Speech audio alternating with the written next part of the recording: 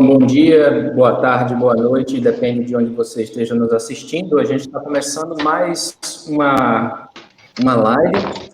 O nosso tema continua o mesmo, o que não me contaram sobre missões.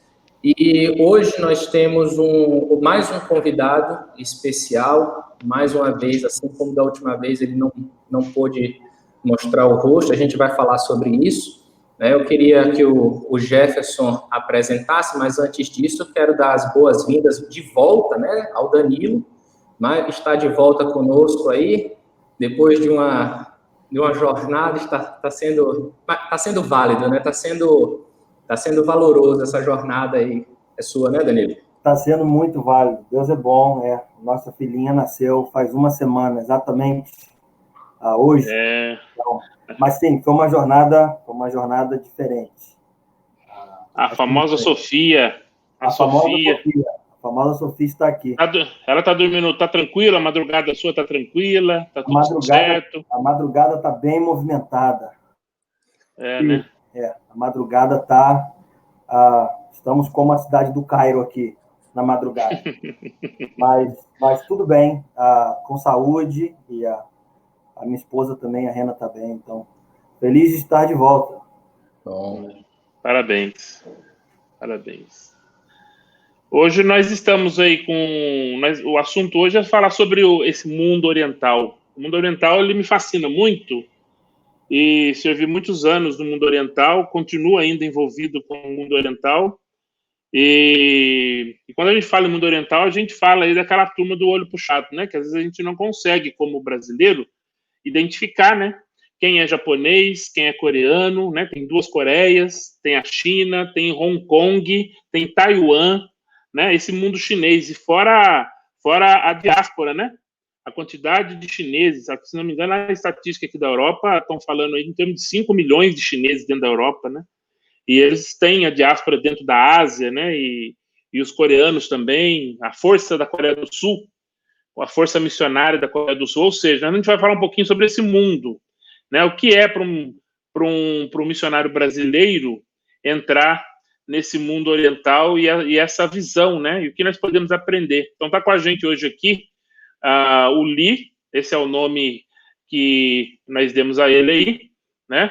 E a gente louva a Deus pela vida dele. Já conheço o Lee há muito tempo, e a gente queria abrir essa nossa conversa hoje, dando aí umas boas-vindas aí ao Lee, e ouvir as suas primeiras palavras aí. Lee, seja bem-vindo e fala um pouquinho para a gente sobre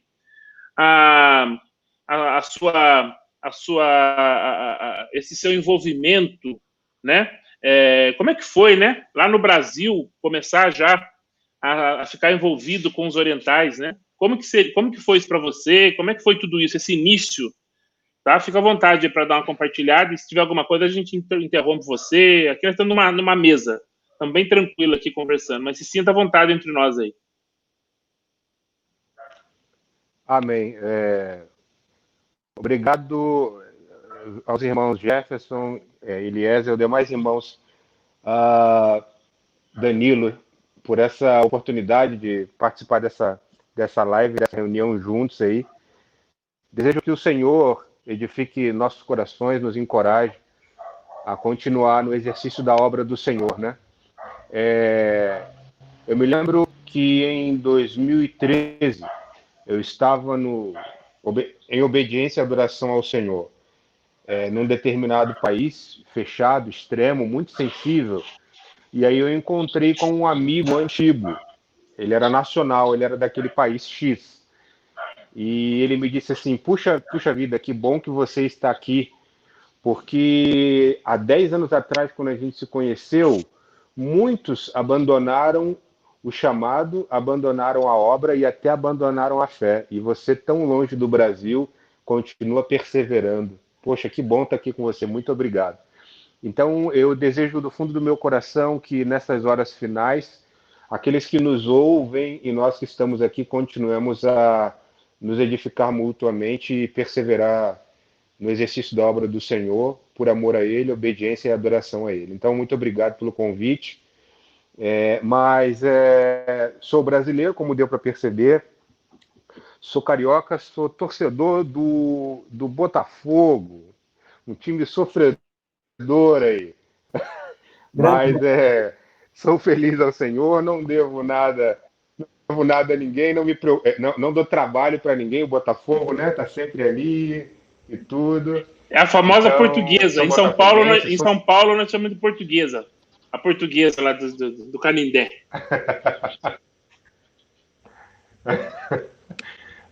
Sou casado, tenho 2 crianças pequenas, uma menina de 9 e um menino de 7. Maravilha. E aí, como é que foi esse lance aí, Li? Eu tô com uma dificuldade aqui, porque eu conheço muito tempo o Li. E para soltar o nome verdadeiro dele, vai ser um negócio aqui que eu tô segurando na língua aqui. Mas a gente chega nisso aí para não prejudicar o ministério do Li. Mas como que foi esse envolvimento seu com o Oriente, né? Você não tem, pelo menos que eu sei, não tem traço oriental, né? Na verdade, com esse sotaque aí, né? Então, assim, como que foi esse envolvimento seu com relação aos orientais lá no Rio de Janeiro? Eu queria que você compartilhasse um pouquinho, porque é muito bom a gente ouvir isso, porque muitas pessoas começam assim. O Brasil é a terra que recebe todo mundo, né? Então, você tem japoneses, chineses, coreanos, árabes, haitianos, e aí as pessoas começam a se envolver, né, com essa variedade de étnica que temos no país, né? Fala um pouquinho, como é que foi esse envolvimento seu, Li? Muito bem, eu sou nascido e criado em berço evangélico, então sempre envolvido ali com as atividades da igreja. O Senhor Deus, ele me presenteou com o dom do evangelismo, e eu sabia que eu tinha um chamado missionário transcultural, mas ainda não era identificado, né?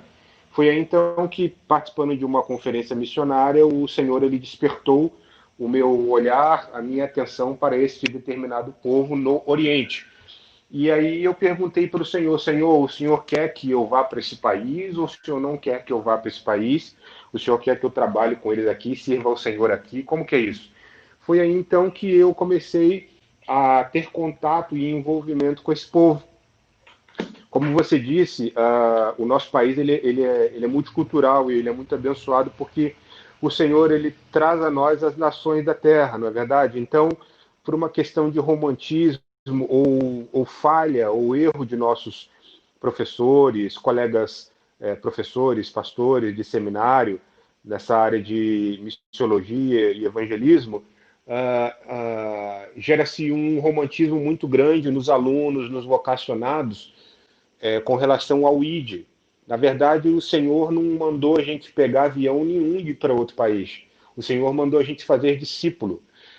A exegese do texto que nós sabemos, quando o Senhor fala ide por todo mundo, não é ide, é indo. Então, indo para a faculdade, indo para a escola, indo para a academia, indo para o mercado, indo para onde você for, vai fazendo discípulos. Existem os discípulos que nós fazemos da nossa mesma nacionalidade, cultura e idioma, e também de outras nacionalidades, diferentes nacionalidades e diferentes culturas, o que é um desafio grande, porque tem barreira linguística e tudo mais. Então, o que vai para o céu não são demarcações territoriais, e sim pessoas. E se existe uma pessoa daquele país, daquela nação, no meu país, na minha nação, que fala o meu idioma, e o idioma dele eu ainda não falo, mas o meu ele já fala, não tem dificuldade nenhuma em nós construirmos relacionamento e eu compartilhar com ele as boas novas do Senhor, e assim iniciar um ministério com ele, estando no meu país, no nosso país, o Brasil. Foi assim que tudo começou para mim em 2001.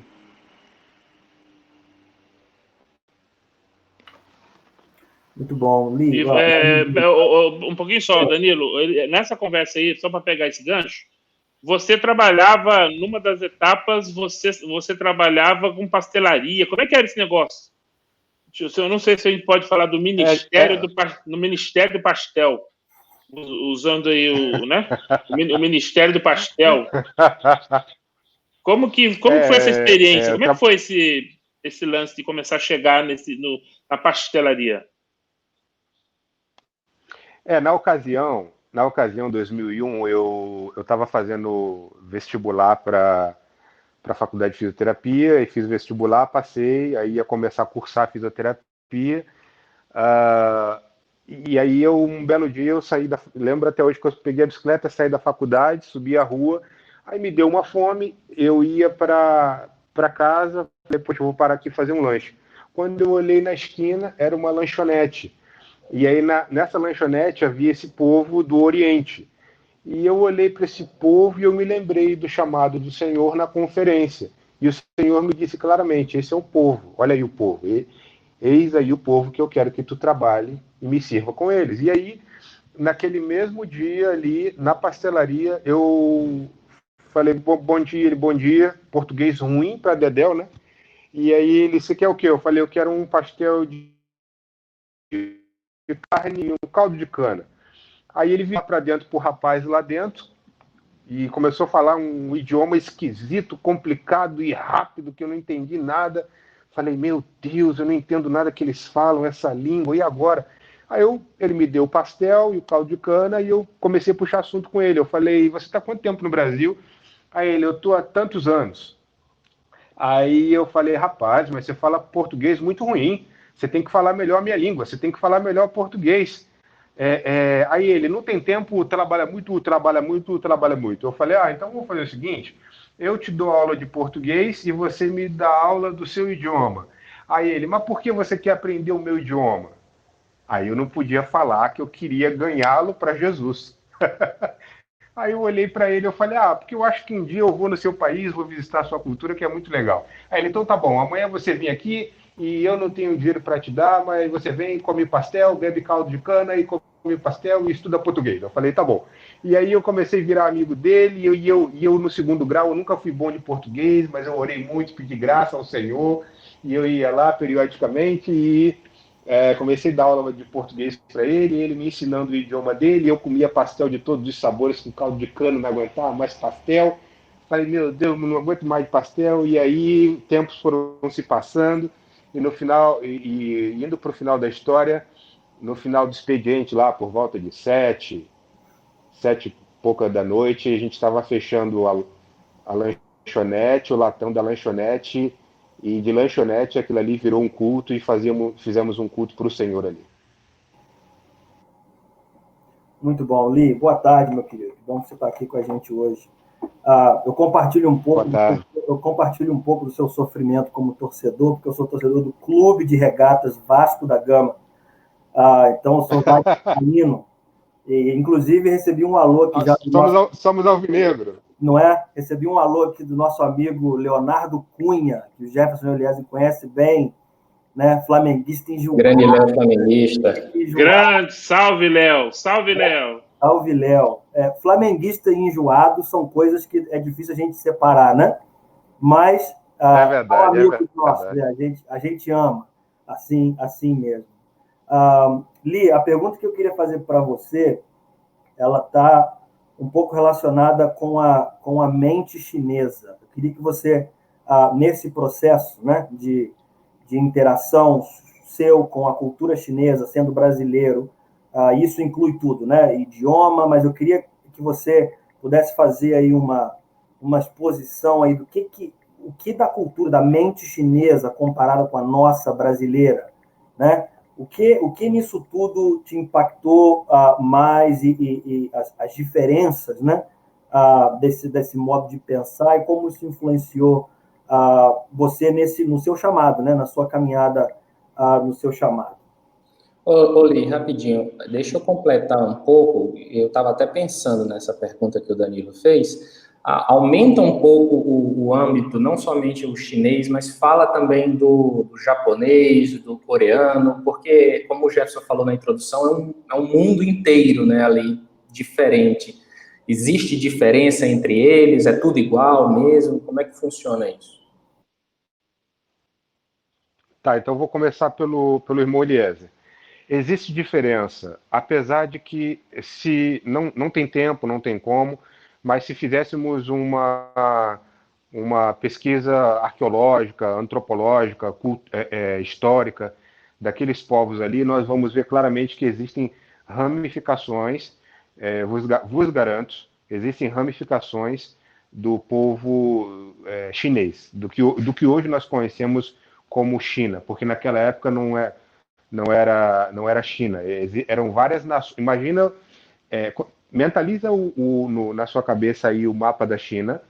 Dentro do mapa da China ali, daquele território, havia várias nações, vários impérios, vários imperadores. E hoje em dia é separado por etnia, não é? É um país, é um idioma que o governo daquele país conseguiu unificar, e o idioma, mas até hoje existem 456 etnias diferenciadas, se não me falha a memória. Então, você imagina 456 impérios, povos, nações em guerra, em luta, em batalha naquela época. Estamos falando de 6, 7 mil anos atrás. Então, é algo muito profundo, é algo muito interessante. Agora, então existe diferença, sim, a diferença do rosto, os olhos puxados, o cabelo, a língua. Mas todo mundo. Eu tenho um amigo que trabalha na Petrobras, o outro que é jogador de futebol, o outro que é empresário, já foi para esses países e todo mundo lá come arroz com 2 pauzinhos na tigela e bebe chá. Sim, mas a cultura é diferente, eles não são parecidos, como nós e os argentinos, que gosta de beber café, gosta de churrasco, mas temos bastante coisas diferentes. Então, assim, são esses povos ali, essas nações ali, China, as Coreias, Japão, Hong Kong, Taiwan, Macau, Filipinas, Indonésia, Singapura, Malásia, são diferentes. Agora, respondendo a pergunta do irmão Danilo, por favor, me perdoe, eu não entendi muito bem a vossa pergunta, porque o áudio não ficou muito claro aqui. O irmão pergunta a mim... Alô? Não consigo te ouvir. Seu áudio está cortado, Danilo. Eu vou repetir a pergunta aqui, Li. É o seguinte, o que eu queria saber, que você falasse aí, é que você pudesse falar um pouco como pensa o chinês. O Eliezer abriu um pouco mais para o asiático, né? Agora, no seu contato com essa cultura chinesa, eu queria se você pudesse compartilhar um pouco as diferenças que você notou nesse processo de interação com o chinês, o que da mente chinesa, a maneira como ele pensa, e não só as práticas dele, quais seriam essas diferenças? O que foi que te impactou, se você sendo brasileiro, né? Quais seriam as diferenças de mentalidade, de pensamento do chinês para com o nosso brasileiro, e como isso influenciou esse processo seu aí com eles? O irmão pergunta dentro de uma perspectiva religiosa, cultural, política, socioeconômica. Não, a pergunta dele foi a seguinte: como que é mais ou menos o jeitão do oriental e como seria mais ou menos assim, no caso de chinês, dos contatos que você teve com o chinês na sua caminhada? Quando a gente fala Oriente, eu sei, porque eu te conheço, eu sei que você navegou nesses mundos todos em dimensões diferentes, em locais diferentes, por isso que a gente tem toda essa segurança aqui. Mas, assim, como é a mente do chinês, de uma maneira geral? Eu acho essa pergunta do Danilo interessante, Li, porque eu tenho sentido aqui que as pessoas... eu tive ontem, o pastor Luiz Saião, ele ligou para mim, nós estávamos conversando um assunto, e ele compartilhou comigo que está acontecendo em alguns lugares no Brasil de pessoas que estão com dificuldade de andar no mesmo elevador, na mesma rua, na mesma calçada, quando vem um oriental. Porque agora o oriental virou sinônimo de transmissor de Covid, né? Então, o pessoal... E existe também essa pergunta, essa ideia de como é que pensa o chinês? Qual a diferença principal do chinês e o brasileiro em termos de pensamento, do jeitão, essa questão da cultura? Alguns exemplos, assim. Tá, eu vou tentar responder baseado na minha experiência, né, de relacionamento com o povo, desde o início aqui no Brasil e vivendo lá por muitos anos com minha família. O chinês é um povo difícil de você defini-lo como exemplo do que eu acabei de falar agora, anteriormente, devido a ser um país que tem muitas etnias, diferentes culturas.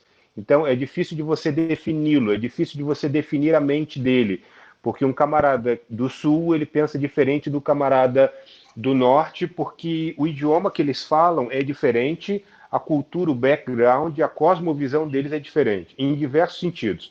Mas eu vou tentar responder o irmão. Ao vir os blocos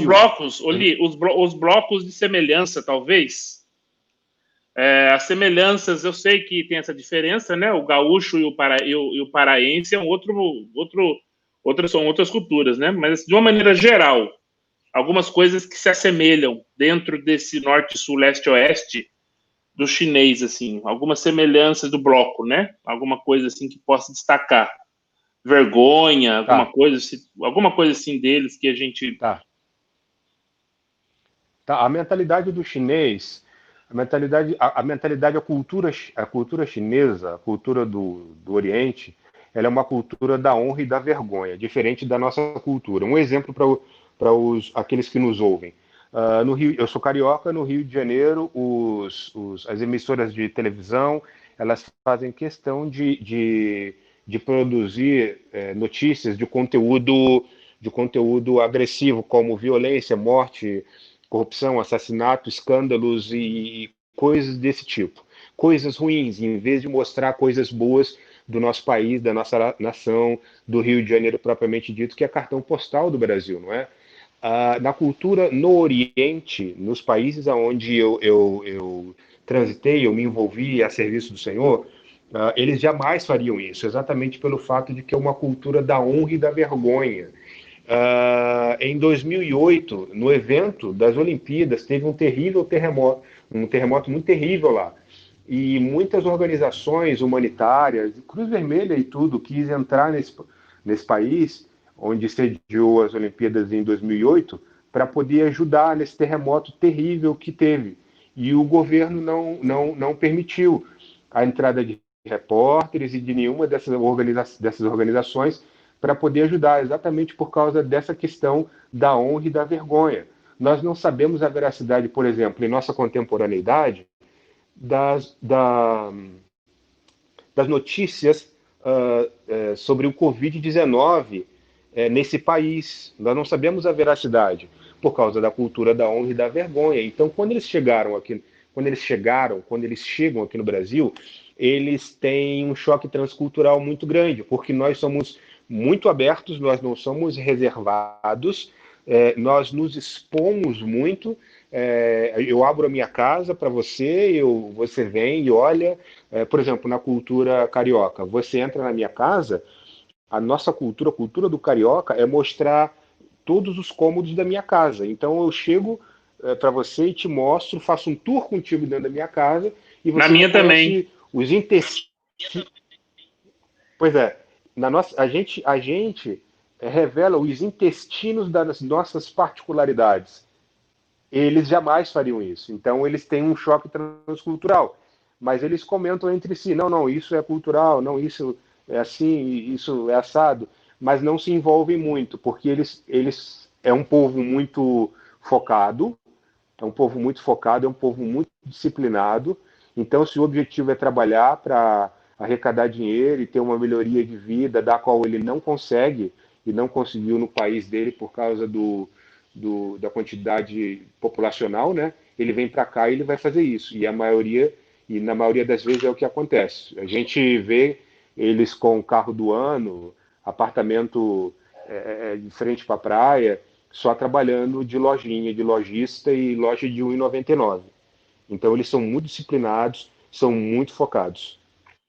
Uma coisa também, Oli, que eu não sei se você teve isso, mas eu tive, foi que quando eu fui no processo de aprender a língua, no meu caso foi a China, e quando eu fui aprender o mandarim, E aí comecei a ter os contatos com alguns irmãos da igreja doméstica. Demorou muito, foi assim, convidava para tomar chá, almoçar, aí depois de novo, vamos almoçar junto, vai um ano e meio, e nada acontece. E aí foi difícil para mim entender por que eles não estão... Será que eles não confiam em mim? Por que eu não consigo entrar na rede daqueles amigos, né, daqueles irmãos? Não sei se você teve isso, você chegou a ter essa dificuldade no lugar que você serviu? Sim. Sim, e isso é facilmente compreensível e aceitável. Estamos falando de um país de mais de 5.000 anos, né? Por isso que é difícil defini-lo, por isso que é difícil encontrar um especialista em China. Até um chinês especialista em China não é impossível, mas é difícil. Então, é um país que teve muitas divisões, muitas guerras, muitas mortes, diferentes governos, pensamentos, líderes tiranos, assassinos, roubos, mortes. Então, você entrar na vida daquela pessoa, e como eu disse aqui, conhecer as particularidades daquela pessoa, seja no ministério, os contatos para poder enviar Bíblia, desenvolver ministérios, projetos, treinamentos, evangelismo, plantações de igreja, traduções de Bíblia, num contexto em que eu estava, que eles estão, é muito difícil porque vai bater na questão da segurança. Então, eles precisam te conhecer. É aquele ditado que a gente fala aqui no Brasil, né? Comer 1 quilo de sal, caminha junto comigo, e depois a gente vai se conhecendo, e não abre tudo, assim, porque eu não sei quem é você, como... Ah, não, eu sou de Jesus. Que bom, mas eu não sei o seu caráter, o que você pensa, como você pensa, porque o país em que eu estava inserido, por exemplo, é um país de alto nível no que diz respeito à questão de segurança do missionário, do obreiro, né? Então, me envolver com projetos e ministérios da igreja subterrânea, eu tenho que ser maduro o suficiente para que, se eu for pego, eu não diga quem é o contato, quem são as pessoas, nomes e lugares, seja por debaixo de tortura, seja por debaixo de isolamento total no cárcere e privação, banho de contato por telefone à família. Então eu preciso ter essa maturidade, ter esse conhecimento, porque eles já têm. Você conversa com eles, por exemplo, a minha rede de contato. Um dos camaradas que andava comigo, que era meu braço direito, ele foi preso 15 anos.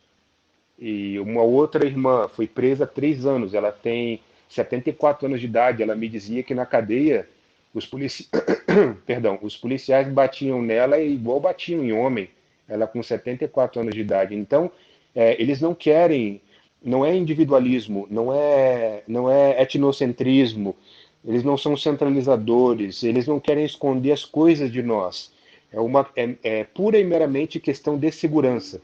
Porque se eles pegarem uma pessoa, as autoridades, estou dizendo, né? Se eles pegarem uma pessoa, eles pegam toda a rede. E aí o ministério todo acaba, e aí complica a saúde do ministério, a saúde da igreja, né? Então, por isso que eles são muito cautelosos. E é interessante isso que você está falando, Li, que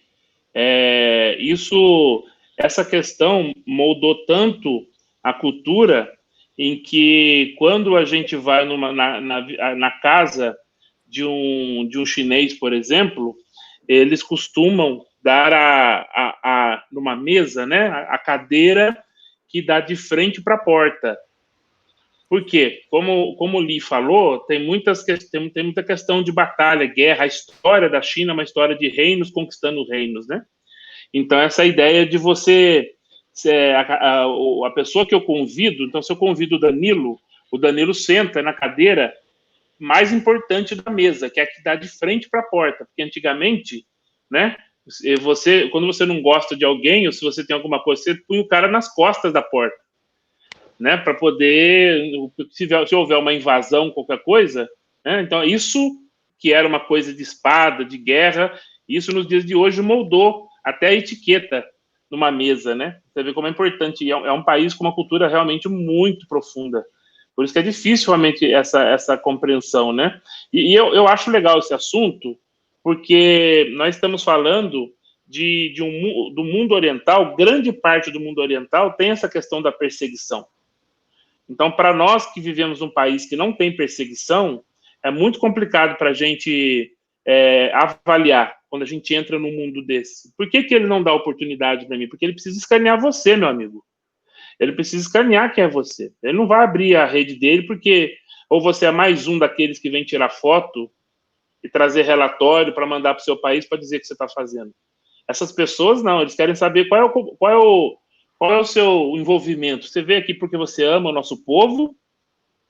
Por que você está aqui? E aí, às vezes, leva 1, 2, 3 anos para ele abrir a rede, né? Outra coisa que eu acho interessante. Exato. A prova a prova que você ama por exemplo, a prova que você ama o povo é você viver no meio do povo, é você ter paciência e você, por exemplo, não sei se vai entrar nessa pergunta, mas você entrar de cabeça no aprendizado da língua e da cultura. A prova que você ama aquele povo é a fluência que você tem na língua daquele povo e o conhecimento da cultura daquele povo. Se você vem para ter uma aventura aqui, como algumas organizações promovem, você ir para um país fechado e levar mochila com Bíblias, mala com Bíblias, para você ter uma aventura,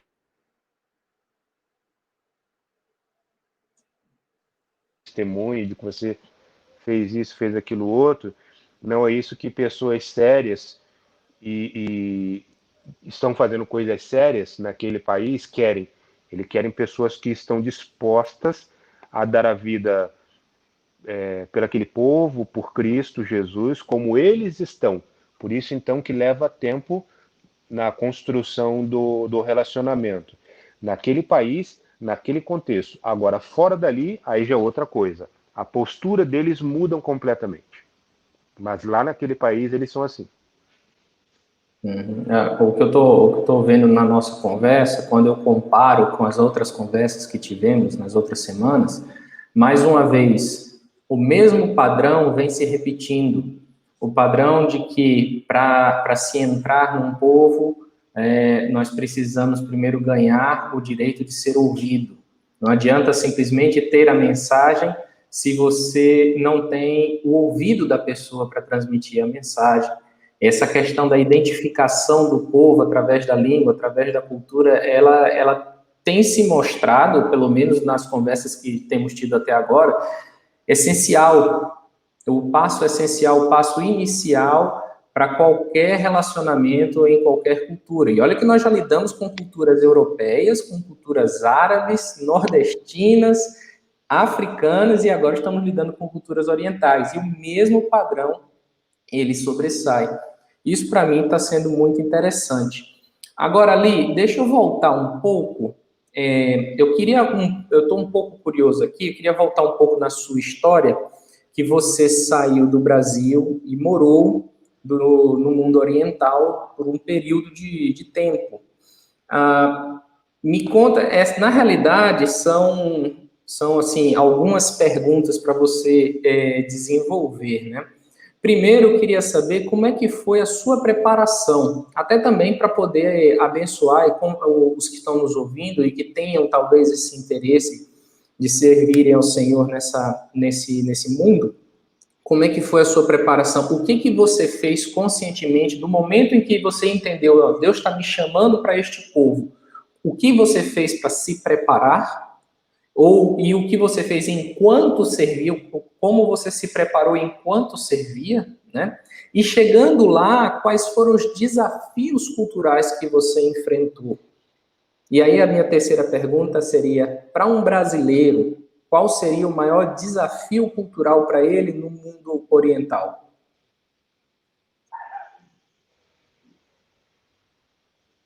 A última pergunta, qual foi, irmão Eliezer? Para um brasileiro, qual seria o maior desafio dele, culturalmente falando, no mundo oriental?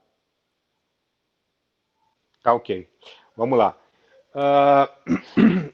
Como disse no início da minha palavra, eu sou nascido e criado em berço evangélico, mas o meu chamado ele se identificou em 2001. Eu não sabia o que era organização missionária, eu não sabia o que era missões transculturais, agências missionárias, eu não sabia, nunca tinha ouvido falar nada sobre isso. Eu só sabia o que era a figura do missionário, por ser nascido e criado numa igreja batista, que tem envolvimento com missões, não é? Mas eu não sabia. Então, por conta própria, eu comecei a buscar na internet e em alguns seminários conferências missionárias. Comprei muitos livros de história de missões, história de missionários, antes mesmo de entrar para o seminário, livros de estudos e comentários bíblicos de missiologia, livros de missiologia, livros que são usados em mestrado e doutorado de missiologia. Eu já tinha comprado em 2001 para ler, já tinha começado a ler e estudar sozinho, sem mesmo ter entrado num bacharel. Então, by myself, né? Eu comecei a me treinar lendo essas literaturas missiológicas de conteúdo, né? Eu era rato de conferência missionária, ouvi muitos testemunhos, conheci muitos missionários, tinha muito contato com missionários de diferentes nacionalidades. Eu até então, nacionalidades não, perdão, diferentes países, atuando em diferentes países. Eu não tinha contato com nenhum missionário que estivesse envolvido com o país do qual o Senhor me chamou. Não conheci nenhum no início da minha caminhada brasileiro. Mas eu perseverava, eu continuava indo nas conferências, ouvindo mensagem, lendo as literaturas, biografias missionárias. Eu li muito. Como eu li biografia missionária? Até que então eu já tinha desistido da questão da faculdade de fisioterapia e iniciei num seminário teológico no Rio de Janeiro. E esse seminário ele tem um cunho, uma história muito forte com missões. A começar que a fundadora desse seminário, a falecida, ela veio da Letônia, perseguida por causa da Segunda Guerra Mundial, por causa do comunismo. Então ela veio refugiada e o seminário ele tinha duas frentes: formação para pastores e formação para missionários, não é? E a minha formação é bacharel em teologia com especialização em missiologia. Só que eu aprendi muita coisa, claro. Só que a maioria dos livros que eu li na faculdade teológica, lá, eu já tinha lido antes mesmo de entrar no seminário. Então, as provas, as aulas, para mim, foi muito fácil, foi muito tranquilo, porque eu já tinha lido, né? E eu tinha essa questão da prática. Eu saía do seminário, eu ia nas lojinhas ter contato com o povo.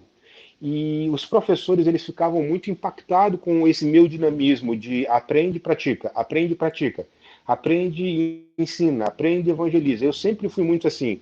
Eu não era bom em grego e hebraico, apesar de que gosto muito de hebraico e gostava muito e amava muito o meu professor de hebraico. Mas um belo dia eu cheguei no seminário com um chinês filho na fé. Eu ainda era aluno, eu ainda era seminarista. Aí eu cheguei com um jovem oriental, que era meu filho na fé, e mostrei para ele o que era um seminário. Porque do país de onde ele vem, devido a ser fechado, o evangelho não é permitido, não é? Tem suas restrições. Ele nunca tinha visto um seminário na vida, ele nunca tinha entrado num seminário teológico, preparação de obreiros. Ele se emocionou e chorou, foi muito impactante para a vida daquele jovem. Os meus professores, em contrapartida, ficaram muito impactados comigo, porque eles viram que o meu chamado era real, era verdadeiro, eu tinha contato com o povo mesmo. Eu não era um jovem romântico, isso aí não vai dar em nada, vai terminar os 4 anos do curso teológico, ele vai ficar pastoreando uma igreja, ou ele vai fazer outra coisa da vida, é só romantismo. Não, eles me viam com envolvimento com o povo.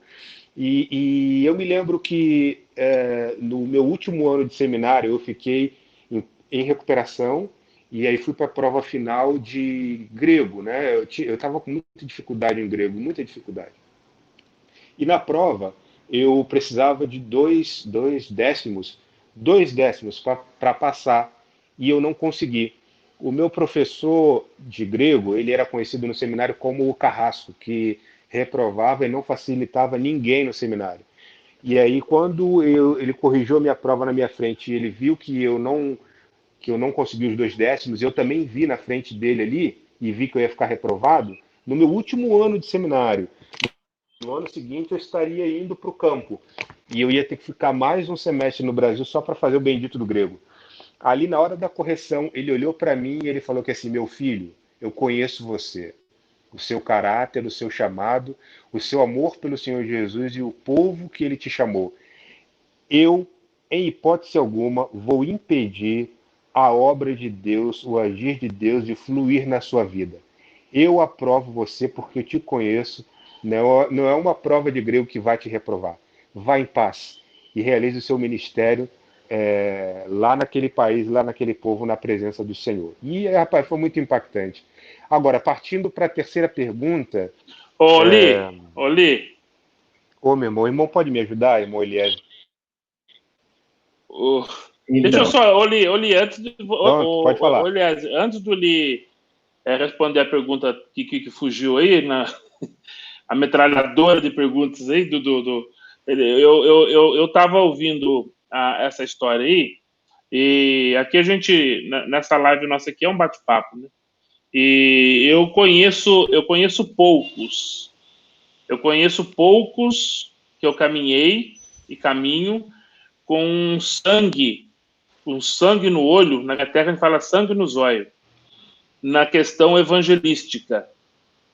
São poucas as pessoas. Em alguns momentos no Oriente eu tive contato com o Li, quando eu morava naquelas bandas do Oriente, e vi coisas interessantes. Mas também, quando nós estávamos no Brasil, há uma coisa interessante, porque ele é esse negócio aí, de ir na pastelaria, tal, mas uma vez nós estávamos numa situação, num certo local, e um irmão nosso da igreja teve uma situação complexa, a mãe veio falar com a gente, e nós fomos socorrer esse rapaz. Esse rapaz, infelizmente, por falta de cuidado, o menino se debandou para o homossexualismo, tal, e foi complicado, e a mãe veio pedir para a gente, porque o menino fugiu de casa. Questão pai, família, muito complexo. E nesse período, o Li estava na minha casa. Eu não lembro que momento foi esse, Li, que você estava lá, mas era por algum motivo já ligado ao Oriente, né? Acho que foi alguma coisa assim. E nós fomos lá, nessa região aí, e a maneira como o Li lidou com a situação... Alô? Oi? Você está me ouvindo, Li? Alô? Oi, estou ouvindo. Eu quero pedir perdão aos irmãos. Alô, tá me ouvindo bem? Sim. Alô? Estamos Eu ouvindo quero pedir bem. perdão aos irmãos. O tempo não está muito bom aqui. Está chovendo bastante, Mas está tempestade tudo aqui bem. agora, então Mas está tudo bem. o sinal da internet está indo e voltando. Sim, mas está tudo bem. E eu estou contando daquela vez que nós fomos Agora, socorrer sobre... um amigo. Isso, eu lembro. O que acontece foi o seguinte: eu tinha uma amiga minha que ela trabalhava com muçulmanos, com árabes no Rio de Janeiro, e eu trabalhava com outro povo lá no Rio de Janeiro. Aí o que acontece? Nós sempre trocávamos contato, né? Nós trocávamos contato, olha.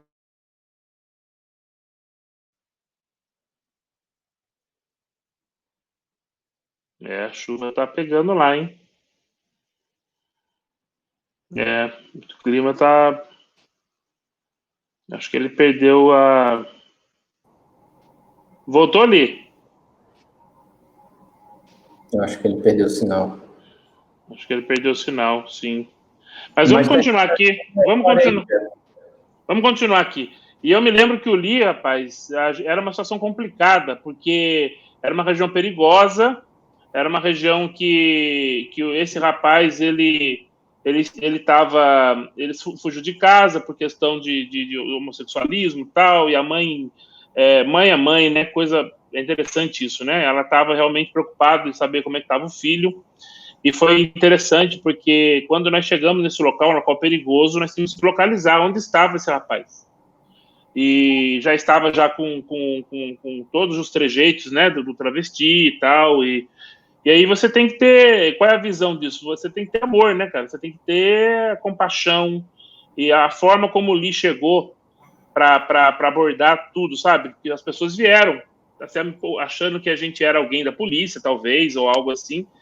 Rapaz, o Lee chegou e evangelizou aquele pessoal todo ali, e aí depois nós identificamos esse amigo, né, que entrou no carro com a gente, fomos para outro local com mais luminosidade, que era bem escuro, né, e ali ele orou pelo rapaz ali, orou pelos outros que estavam ali também, e aí você vê o DNA do camarada, e é interessante que dentro do Oriente, ele também fez isso.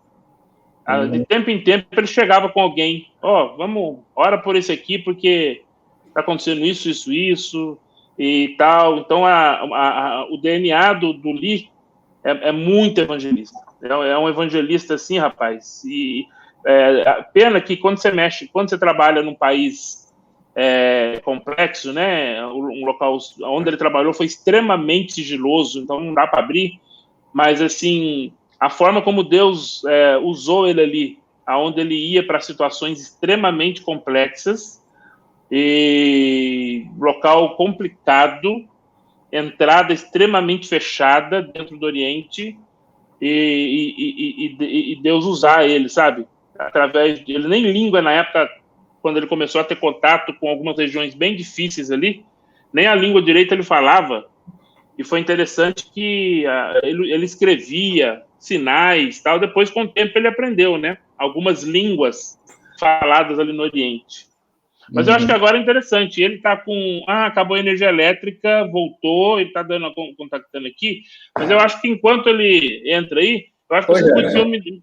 Deixa eu fazer o seguinte, então... Você pode me entrevistar sobre o Oriente. Já que ele tá... Então, era isso que eu ia sugerir. Eu ia chamar aqui o Lee Chagas para ele continuar essa conversa. Então, Lee, 2, né? É o retorno. Então, fala então de você, qual é que, na sua opinião, qual que seria o maior desafio culturalmente de um brasileiro lá no mundo oriental? Olha, eu acredito que a mentalidade a gente é formatado a obter resultados em curto prazo. Essa é uma dificuldade. Alô? A dificuldade da própria igreja enviadora entender que os resultados não virão da noite para o dia.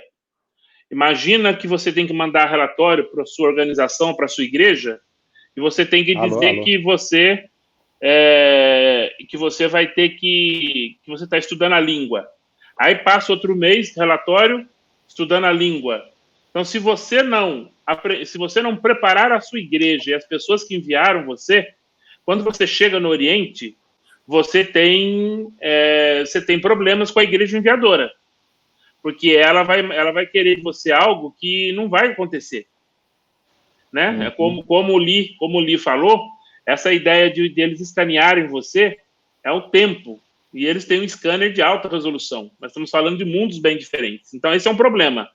É uma primeira dificuldade quando o brasileiro chega. Aí vem a questão da língua, né? Aí você tem lá quem vai para o Japão, quem vai para a Coreia, no meu caso foi China, você tem que aprender o chinês. É uma outra dificuldade. Por quê? Porque não dá para você fazer uma cuecacuela, não dá para você trabalhar um portunhol, porque é uma língua que não tem alfabeto. Aí você tem que começar do zero o negócio. Então, é uma língua tonal, no caso da língua chinesa, né? A língua coreana na língua japonesa, você já não são línguas tonais, mas tem as suas dificuldades também. E aí é a questão da perseverança. Então, a igreja enviadora, a missão enviadora, também tem que te dar esse tempo, mas, ao mesmo tempo, ela tem que cobrar você. Por quê? Porque nós, brasileiros, nós temos a coisa, eu aprendi a falar sem pedir quanto custa aquilo e apontar, a gente já se torna doutor da língua. Então, a gente acaba também ficando na superfície da cultura e na superfície da língua. Então, nós não mergulhamos na cultura. E aí, aquela ideia de não conhecermos a cultura num nível de cosmovisão, né? De você entender o pensamento, o senso de humor, todas essas questões. Então, essa tem... Mas temos algumas vantagens. Tem algumas coisas boas que nós temos também, que é essa coisa do carão. A gente vai, muitos, outros não, mas é de temperamento, mas aquela coisa do erro, errou, aprendo, e vai. E a gente tem visto muitos brazucas fazendo coisa muito legal no Oriente. Ô, Li, você está ouvindo a gente já? Oi, estou ouvindo. Desculpa, meus irmãos, caiu a luz aqui e aqui em casa por causa de um temporal que chegou aqui agora. Não, isso aí faz parte. A pergunta que o Eliezer fez... Deixa eu refazer a pergunta aqui, e o Jefferson ele já começou a responder. Basicamente, a resposta do Jefferson, eu achei interessante essa sua colocação, Jefferson, que foi de expectativas. Não mantê-las altas demais, a ponto de esperar que você vai chegar e vai ser o novo Billy Graham do mundo oriental, e nem baixas demais para você se manter sempre na superfície da cultura. É uma coisa equilibrada. A gente estava falando, Li, dos desafios culturais do brasileiro no mundo oriental, sendo missionário no mundo oriental. O que é que você teria para falar sobre esse assunto, para complementar isso que a gente está conversando?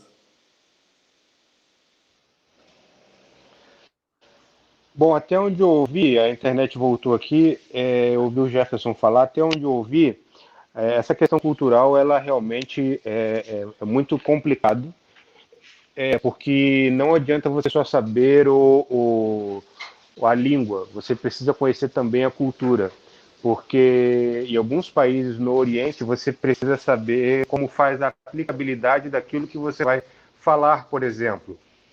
Você, num determinado país do Oriente, você falar oi, tem vários tipos de ois. Você falar obrigado, tem vários tipos de obrigado. Eu falo obrigado para uma pessoa mais velha, diferente como que eu falo para uma pessoa da minha idade e para uma criança. Então, se eu aprendo só a língua, mas se eu não conheço a cultura, eu vou cometer algumas gafes no campo, de maneira com que eu não vou conseguir fazer contato, não vou conseguir fazer aquela ponte de contato para iniciar um relacionamento. Tem culturas muito... Estamos falando de culturas milenares, então tem culturas muito tradicionais, então eles não abrem, então eles não têm aquela mentalidade, por exemplo, dá um desconto para ele que ele está aprendendo a língua, dá um desconto que ele está aprendendo a cultura, vamos relevar. Tem pessoas que não, eu peguei um táxi uma vez num determinado país que eu falei com uma pessoa que, como se eu estivesse falando com... Ele era um senhor de idade, o taxista, mas eu falei com ele como se eu estivesse falando com um jovem, e o taxista me deu uma bronca. Era um senhor de idade, ele me deu uma bronca. Então, eu estava aprendendo aquela língua, mas eu fiz a aplicabilidade do que eu aprendi como língua de uma forma errada por não conhecer a fundo a cultura. Então, conhecer a língua do povo e conhecer a cultura são coisas que andam juntos. Não tem como você aprender uma coisa primeiro e depois aprender a outra. Não tem como. Elas vão juntas. Você tem que aprender juntos. Ô Li, você fala, é bem interessante isso que você está falando, que quando a gente fala nessa questão da cultura, tem uma outra variável, é que a cultura ela é dinâmica. Então, quando a pessoa foi ao Oriente há tantos anos atrás, e aí quando ela volta ao Oriente, ela já acha muita coisa que antigamente não podia fazer, que agora faz. Então, é interessante quem está ouvindo a gente, assistindo a gente, que essa observação cultural também é uma variável. Vou dar um exemplo para vocês.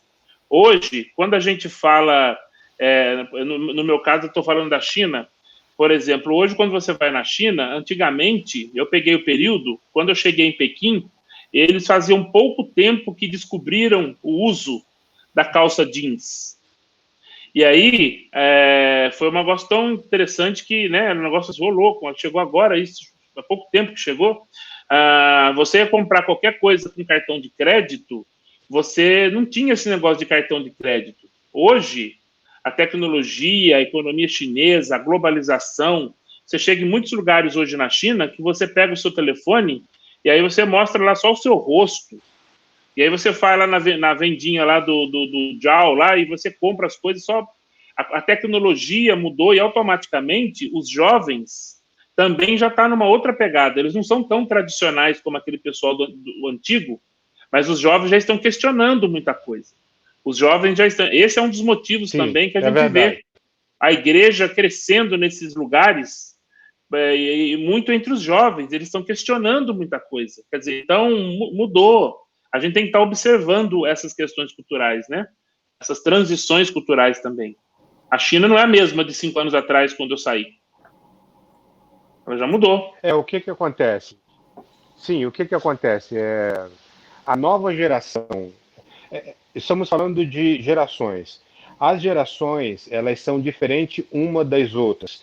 O que conserva-se é a história e a cultura. Isso em nenhum país do mundo vai abrir mão, vai ver essa mudança, essa ruptura. Não, a geração próxima agora vai mudar a cultura e vai mudar a nossa história. O brasileiro não gosta mais de futebol, gosta de basquete, ponto. Isso não existe em lugar nenhum do mundo. Mas, assim, no Oriente... temos que aprender como insisto em dizer, a questão da língua e da cultura, porque a nova geração não concorda com os usos e costumes tradicionais das gerações antigas. Em contrapartida, como se relacionar com um povo que está em mudança? Ora, do que eu estou falando? Da cultura. Os jovens querem comer de garfo e faca, não querem comer de 2 pauzinhos. Só que os antigos falam, não, mas a nossa cultura é essa, então nós temos que conservar os nossos costumes. Então, como você entra na casa de uma pessoa em que eles estão em fase de mudança e debatendo sobre esses costumes e essas práticas culturais? Eu preciso conhecer as duas coisas, para não ganhar um e perder outro, não chocar um e agradar o outro. Então é por isso que o aprendizado da língua e da cultura ele é simultâneo, não tem como separar. Não, eu vou estudar agora profundo a língua, lá na frente eu aprendo sobre a cultura. Não tem como. Lembro... Os jovens, a nova geração...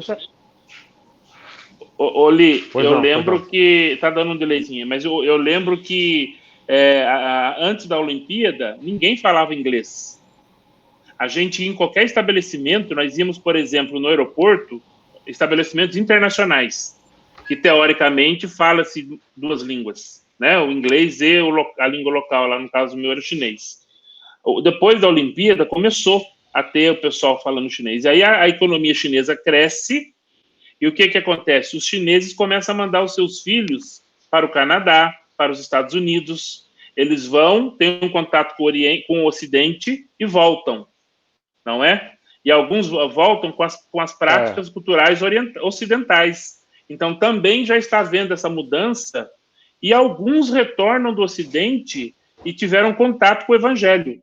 Essa é uma outra característica também, né? Sim, verdade. Sim. A China, ela desde a década de 70,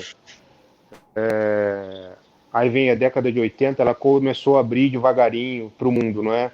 Aí houve as parcerias comerciais, as grandes empresas começaram a ir para lá por causa da mão de obra barata e produzir coisas, mas não necessariamente significa que naquela época, década de 80, década de 90, a China estava aberta, a China se abriu. Não, porque eles abriram na questão do comércio, importação e exportação, mas o chinês propriamente dito, o oriental propriamente dito, na sua cultura, na sua mentalidade, ele não se abria.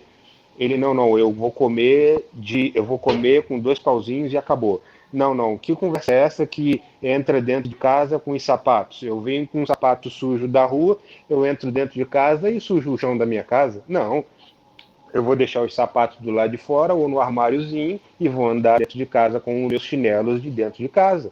Não, eu sou chinês, eu sou do país X, A, B, C, eu não vou abrir mão disso. Eu posso me relacionar com os estrangeiros, mas a minha cultura é minha cultura. Então, é verdade isso que você falou. Ela sediou as Olimpíadas, mas não necessariamente em uma perspectiva cultural ela estava aberta à mudança. Na verdade, eu acho que não existe nenhum país do mundo que está aberto ou sensível a mudar a sua cultura, né? A cultura é a identidade de um país, né?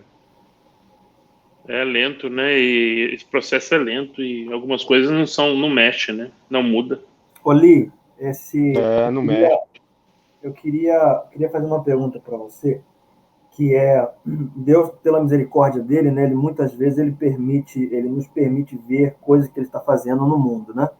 Porque Deus está fazendo, tem coisas que nós não vemos, tem coisas que ele nos permite ver.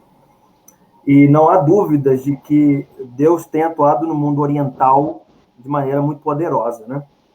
Então, a minha pergunta para você é se você pudesse compartilhar algumas dessas coisas que Deus te permitiu ver acontecendo no mundo oriental, e eu falo de testemunho, né?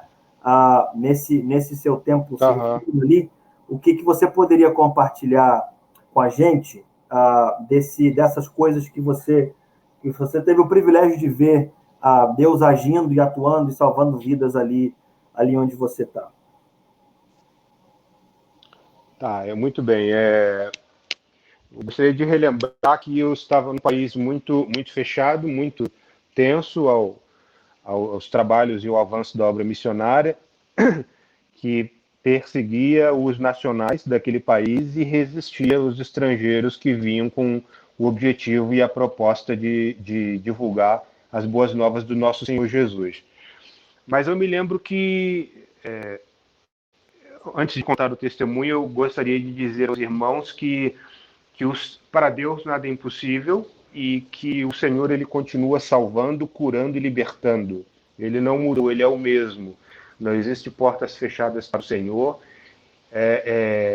Não existe o coração duro que ele não venha transformar em coração de carne. Não existe cultura fria tradicional que ele não venha transpor e alcançar aquela pessoa. Não existe barreira linguística. Ele é Deus, ele é poderoso. Ele tem usado fortemente a sua igreja naquele lugar. E eu tive uma experiência como disse, de trabalhar com os nacionais daquele país para alcançar aquele povo. E o irmão que eu caminhava com ele era casado, só que a irmã dele nasceu naquele outro país fechado, extremamente fechado. E ela veio para o país em que eu morava do lado de cá, para fazer um tratamento da vista, que ela estava ficando cega. E no país onde ela estava, ela muito precária essa questão da saúde. E por causa que ele é da família, sofre preconceito, ele e a esposa, né, sofre preconceito por causa da fé no Senhor Jesus, ele já tentou evangelizar a família várias vezes, não conseguiu, só que dessa vez ele não quis arriscar. E então eu estava lá para fazer outras coisas. Era um lugar bem longe da onde eu morava, 12 horas de viagem. E então ele me convidou, falou: olha, lembra da minha cunhada que eu falei para você assim, daquele país? Eu falei: lembro. Ele falou: olha, ela está aqui. Você quer conhecê-la? Eu falei: claro, imediatamente. Por que ela está aqui? Aí ele me falou: porque ela está enferma. É por causa disso, disse que ela veio. Ela vai ficar um mês aqui. Eu falei: eu quero conhecê-la imediatamente. Ele: então vem aqui para casa. E aí eu fui para casa dele, e aí lá estava ela. Ela não tinha contato com nenhum estrangeiro. Ela não tinha amizade, não teve contato na vida dela com nenhum estrangeiro. E o primeiro estrangeiro que ela tem contato é logo um latino-americano brasileiro, né? E aí nós fomos apresentados com todo aquele tradicionalismo cultural e linguístico que a gente abordou aqui, e já consegui fazer contato. Olha, ele conhece a nossa cultura. Olha, ele conhece o nosso idioma. Mas claro, é porque ele é faixa preta de uma arte marcial assim, que ele pratica há anos, então ele conhece os usos e costumes, ele conhece a cultura e ele conhece o idioma. Ah, que bom, que legal. De onde você é? Brasil. Brasil? Aonde fica o Brasil? E ela era uma mulher que ela serviu o exército durante 7 anos e ela era cantora profissional no exército. E ela falhou a memória dela em instantes a questão de onde que era o Brasil, a geografia. Ela, nossa, mas muito longe, você veio para cá e vim, estou aqui, tal, tal, e respondendo perguntas e fazendo perguntas para ela também, e até que eu entrei no porquê que ela estava ali, e ela me contou a história dela, que ela estava ali desenganada pelos médicos, que ela iria perder a visão do lado esquerdo. Então eu entrei nas boas novas, eu entrei no amor de Deus, eu entrei em Jesus. Ela, não, eu já ouvi falar, o fulano de tal já falou pra gente dele, da palavra de Deus, não é, de vocês, do livro que vocês leem. Inclusive, eu conheço até 2 músicas e cantou umas músicas, louvores para mim, porque como ela era cantora profissional do Exército, ela tem muita facilidade na música e tocar instrumentos também. E aí eu falei, poxa, então ela já teve contato, ela já ouviu, não aceitaram, ficaram com aquela barreira, resistência e tal. Beleza, meio caminho andado. E aí eu comecei a trabalhar baseado naquilo que ela já tinha ouvido, baseado nisso que você já ouviu, baseado nisso que você já sabe, baseado nesse louvor que você ouviu e gosta, acabou de cantar para mim, eu quero te dizer isso, isso, isso e aquilo. E para encerrar, desenvolvi a mensagem, desenvolvi a palavra ali, não é? Para ela. E ela prestando atenção atentamente ao que eu estava falando. E para encerrar, eu virei para ela e falei que assim, e você crê que esse Jesus que você já ouviu falar e que eu te anuncio agora, ele é poderoso para salvar você e curar você dessa sua enfermidade? Não sou eu, mas é Jesus. Você acredita? A ela, ouvindo você falar, eu acredito. Meus irmãos, eu olhei para aquela mulher, eu estendi, algo que não é normal, né? Não é normal, mas eu com muita ousadia estendi a mão para ela, peguei a mão dela, ela segurou a minha mão e eu disse para ela, então seja curada agora, em nome do Senhor Jesus. E aquela mulher voltou a ver como uma criança, os olhos dela ficaram perfeitos, como nunca antes teve acontecido nada.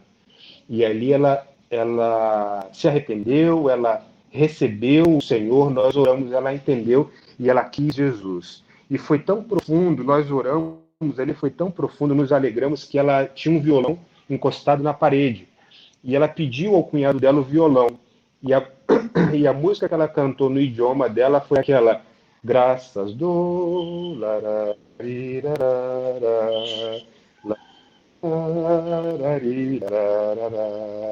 graças do. Então ela tinha recebido a alegria da salvação, do Espírito Santo e a cura dela, e ela quis demonstrar essa gratidão e louvor, e cantou esse louvor. Aí todo mundo chorou, foi tremendo demais. Aí ela teve que voltar para o país dela, o tempo dela acabou conosco. Eu dei umas instruções para ela sobre a palavra de Deus, sobre vida cristã, caminhada cristã, o nutrir a fé no Senhor Jesus, não é? A questão do cuidado, a questão da segurança dela, propriamente dito. Ela foi batizada, nós batizamos ela e eu ministrei para ela a ceia do Senhor, com o pão e o vinho. Então ela recebeu a palavra, ela foi batizada e ali eu ministrei para o Senhor o pão e o vinho. É muito bonita essa história, né? Louvamos a Deus aí pela... Pode falar, Marco. Acho que tá dando um delayzinho aí, né? Esse é um dos testemunhos. O outro testemunho eu estava com os meus irmãos lá, os nacionais, com os meus irmãos da minha equipe, trabalhando com alguns refugiados, né? E eram 11 refugiados. Desses 11, havia uma jovem de 25 anos de idade, que ela tinha um bebê. A única coisa que faz a divisão daqueles países é um rio. E é muito interessante porque a história desse menino é parecida com a história de Moisés. Inclusive, o nome dele, na língua daquele povo, é Moisés. Então, ele veio do rio de encontro a nós, de encontro para nós, assim, não é? E eu estava junto com a minha equipe tomando conta desses 11 refugiados, até que um belo dia nós recebemos a notícia que as autoridades locais invadiram aquela localidade e levaram de volta presos os 11 refugiados deportados, inclusive a mãe do Moisésinho. Uma pessoa que é deportada de volta para aquele país, ela tem duas condenações. A primeira é o paredão de fuzilamento, a segunda é trabalhar o resto da vida no campo de concentração e trabalho forçado. Ela e a família dela. 3 gerações para cima e 3 gerações para baixo. Marido, cunhado, cunhada, sogro, sogra, neto, avô, avó, bisavó. Quem estiver vivo por causa do erro daquela pessoa vai ser condenado ao campo de concentração ou paredão de fuzilamento só por causa dela ter fugido para outro país ilegalmente. Então, todos foram deportados, inclusive a mãe do Moisés, e nós ficamos tomando conta do Moisésinho. Tentamos o resgate, tentamos trazê-la de volta, não conseguimos, de forma alguma conseguimos. Foi aí então que nós consagramos o Moisés ao Senhor, ele já era consagrado ao Senhor, e a obra missionária, e ao serviço do Senhor, para que no futuro ele voltasse para o país dele, para aquele lugar, e pudesse pregar o Evangelho para que aquele povo fosse salvo, e a história daquela nação fosse transformada através do poder do Evangelho do Senhor Jesus. Nunca mais obtivemos notícia desses 11 irmãos e da mãe do Moisés. São testemunhos bons, são Aleluia. testemunhos lindos, mas também tem testemunhos um pouco tristes. Você contando aí, a gente está indo já para o final da nossa live, mas eu me lembro que Deus, a gente tem visto os números, tem acompanhado, nós temos as conexões no Oriente, e Deus está fazendo coisas tremendas na China, no Japão, nas Coreias, entre refugiados que estão na Coreia do Sul, coreanos do Norte que estão na Coreia do Sul, ou seja, Deus está fazendo no meio dos refugiados, dos imigrantes, aliás, dos imigrantes chineses que saíram para o mundo todo, muitos deles estão encontrando Jesus, muita gente indo para o Canadá fazer inglês, Estados Unidos, e nesses lugares também tem encontrado a Cristo, né? Mas o Eliezer tem a última, indo para o final agora, Eliezer, você tem alguma coisa para finalizar aí? Então, como a gente sempre faz, a nossa última pergunta é, Li, você se preparou, você fez tudo o que você entendeu, Deus te guiando para se preparar para o campo. Chegando lá, você teve coisas que não te contaram, teve adaptações, coisas que você descobriu e teve que se adaptar lá. Então, eu queria que você compartilhasse pelo menos uma coisa que não te contaram a respeito de missões no mundo oriental, e quando você terminasse, que você desse um conselho àqueles que estão nos ouvindo, ou que vão nos ouvir, que querem se preparar, ou estão se preparando para o campo missionário no mundo oriental. Que conselhos você daria para essa pessoa? 2 conselhos. Quais esses conselhos você daria para esse futuro missionário?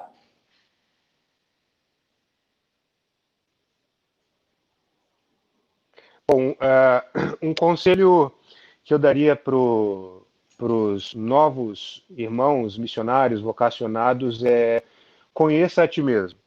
O Senhor, nós precisamos conhecê-lo todos os dias, cada dia mais e mais, como dizem Oséias, mas conheça a si mesmo.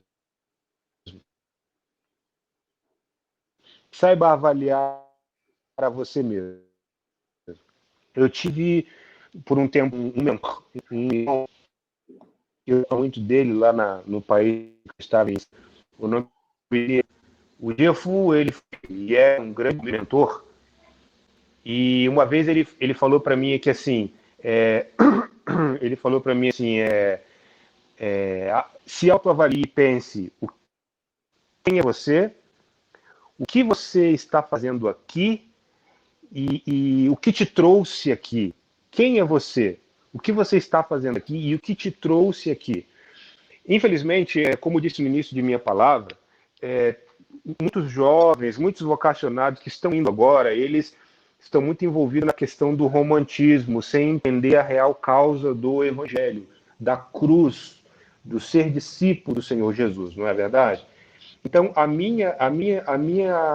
o meu conselho é: conheça a ti mesmo, a sua convicção pessoal de quem você é e de que o que o Senhor te chamou para fazer, porque aconteça o que acontecer, você não vai desanimar nem na etapa do treinamento, que não é fácil. A etapa do treinamento no Brasil não é fácil, seja onde você for cursar, seminário de teologia, escola de estudo bíblico, escola de missões, não é fácil o treinamento. Aí vem a etapa do estudo da língua e da cultura, imersão cultural, também não é fácil. Você venceu as etapas do treinamento, não se iluda, você não está preparado, você vai continuar aprendendo. Eu aprendo até hoje, só que com mais maturidade, não cometo os mesmos erros do início, não é? Mas eu aprendo até hoje. Então, conheça a ti mesmo, porque a sua convicção pessoal vai gerar em você perseverança. E o Espírito Santo de Deus, ele vai depositar em você porção dobrada de fé, que será o combustível para que você continue e não desista, porque é um alto preço. É um alto preço. Lá no Getsemane, o Senhor ele falou assim: Senhor, se for possível, afasta de mim esse cálice, contudo seja feita a tua vontade. Então, tem momentos que a gente pensa em desistir, mas nós não podemos, por causa de Jesus. Então, perseverem, se consagrem, se separem, pois da proporção que vocês fizerem isso, vai revelar o amor de vocês por aquele povo que o Senhor chamou. Li, a gente não tem palavras aí para agradecer, de ouvir esses testemunhos, essa palavra de motivação, também de alerta, é óbvio que não temos condições de dar super detalhes de algumas questões, por questões de segurança, mas eu acredito que colocando o mundo oriental, a gente conseguiu ter uma ideia muito legal de tudo isso, e eu creio que vai abençoar a vida de muita gente. Eu quero te agradecer, a minha palavra aqui é agradecer a Deus e pela sua vida, pela vida da sua família, pelo tempo que você serviu dentro do mundo oriental e pelo envolvimento seu com esses orientais ainda, e que Deus continue te abençoando. E essa é a minha palavra aí. Danilo? Deixar aqui o meu abraço, agradecimento também ao Li por esse tempo, é tão bom essa conversa, né? Para compartilhar e tantos ensinamentos. Muito obrigado, Li. E se Deus quiser, o Botafogo vai dar uma melhorada nesse tempo que a gente tem aí. Fica aqui o meu abraço, tá bom? Muito obrigado. Muita fé, né? Muita fé. Li, mas muito obrigado também por ter obedecido, pela sua obediência a Cristo. Obrigado pela sua obediência, pela sua humildade, a vontade de aprender e de ouvir a Deus. Isso tem proporcionado um belo testemunho visível e vivo de que Deus continua atuando, Ele continua agindo, mesmo em lugares que nós, humanos, julgamos ser fechados para o Evangelho, como você mesmo disse, não há porta fechada para o Senhor. Obrigado. A gente queria... Então, terminei. Dá um salve aí, Li. Aí a gente vai encerrar. Dá umas últimas palavras aí.